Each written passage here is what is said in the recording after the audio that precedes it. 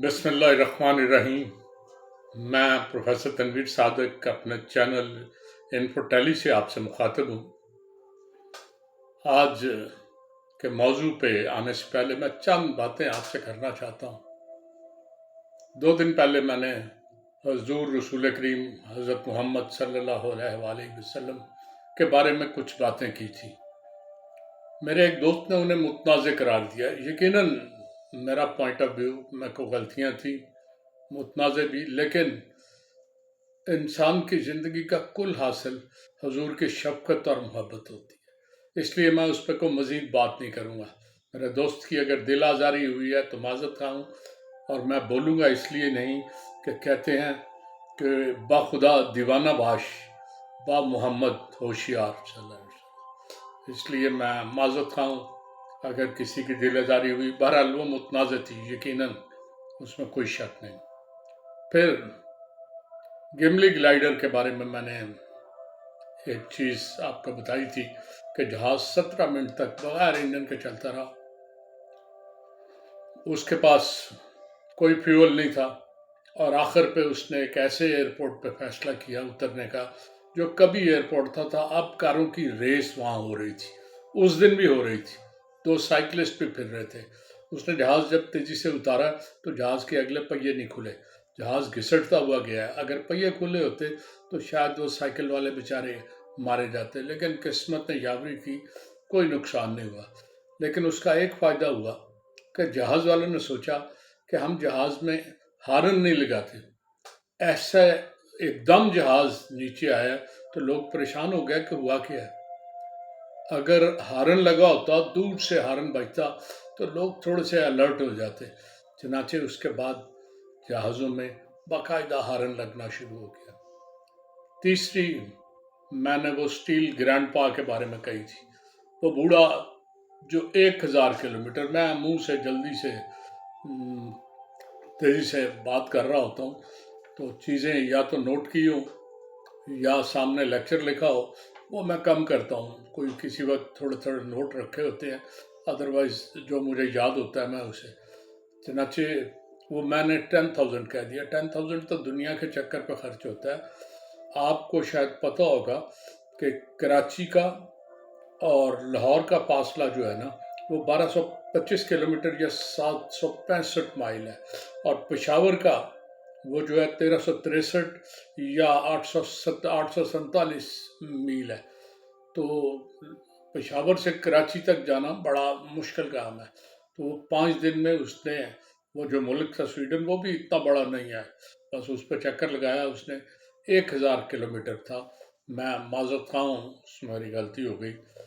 आज का जो ताज़ा लेक्चर है वो एक मुल्क था पोर्शिया,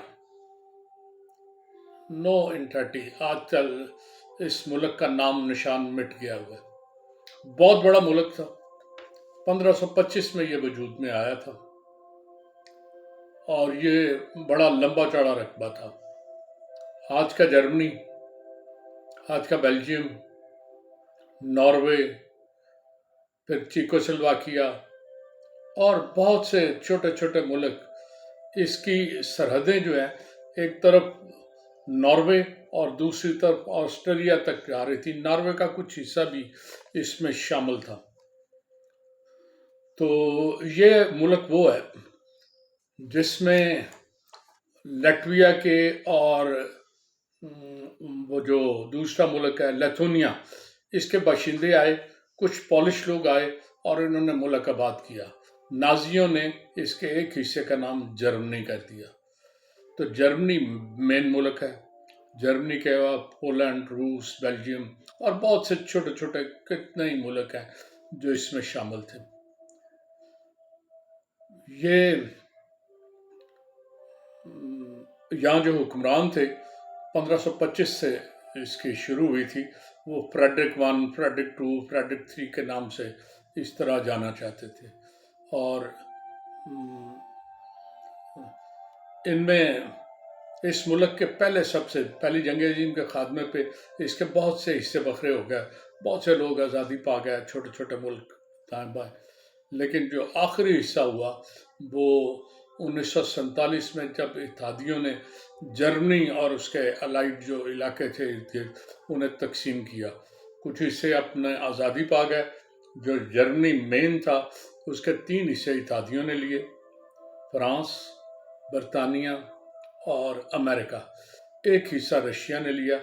جو 3 حصے تھے وہ انہوں نے یکجا کر دیا کہ یہ اکٹھے رہیں گے، تو روس نے بہرحال علیحدہ رکھا، لیکن 1991 میں چاروں اکٹھے ہو کے جرمنی ایز اٹ از ایک ملک کے طور پہ منظر عام پر آ چکا ہے۔ اچھا، میں جو آج کی خاص بات کرنا چاہتا ہوں، فریڈرک نے 1825 میں اعلان کیا کہ 1 سے 8ویں تک جو پرائمری ایجوکیشن ہے وہ 8ویں تک کو، ہم تو 8ویں تک کو پہلے پرائمری اور پھر سیکنڈری ایجوکیشن کہہ دیتے ہیں، وہ پرائمری ایجوکیشن کہتے تھے۔ اس نے کہا 1 سے 8ویں تک جو پرائمری ایجوکیشن ہے وہ غریبوں کے لیے فری ہوگی۔ یہ وہ پہلا شخص تھا جس نے دنیا میں فری ایجوکیشن کا رواج ڈالا۔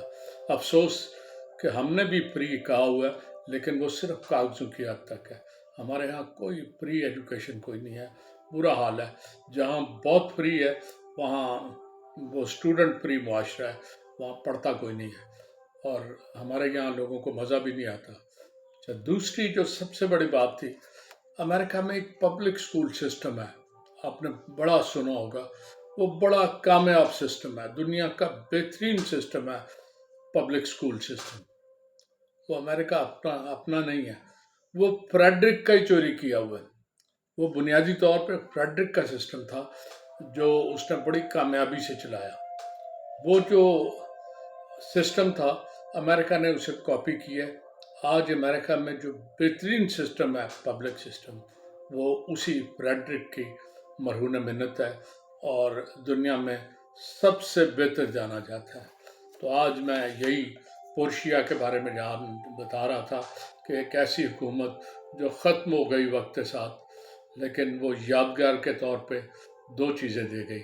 ایک تو فری ایجوکیشن غریبوں کو دینے کی روایت جو بہت سے ملکوں میں اب ہے، اور دوسرا بہترین پبلک سکول سسٹم جو امریکہ نے اپنایا ہوا ہے، اور بہت سے ہمارے یہاں کے لوگ اپنے بچوں کو فخر محسوس کرتے ہیں۔ بلکہ امریکہ میں آپ چلے جائیں نا تو بڑے بڑے جو انڈسٹریلسٹ ہیں نا، ان سے پوچھیں تو وہ پرائیویٹ سکول میں بچہ داخل نہیں کراتے، وہ پبلک سکول میں جائے۔ ایک بندے سے میں نے پوچھا، آپ اتنے پیسے ہیں آپ کے پاس، آپ پرائیویٹ میں، ہمارے یہاں تو بندے بیمار ہو جاتے ہیں اگر بچہ پرائیویٹ سکول میں نہ پڑھتا ہو پیسے ہونے کے باوجود۔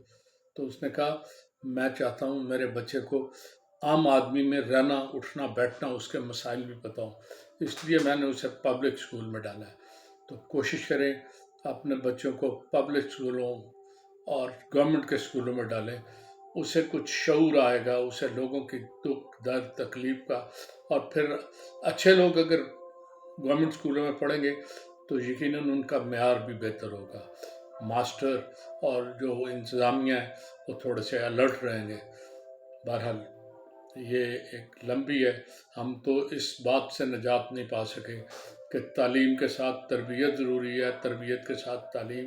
ہمیں اتنی سینس نہیں ہے کہ وہ تعلیم ہی نہیں، جو تعلیم تو عمل کی عطا ہے، جس میں تربیت نہیں ہے وہ تعلیم نہیں ہوتی۔ اس کے ساتھ ہی اجازت چاہوں گا، اللہ حافظ۔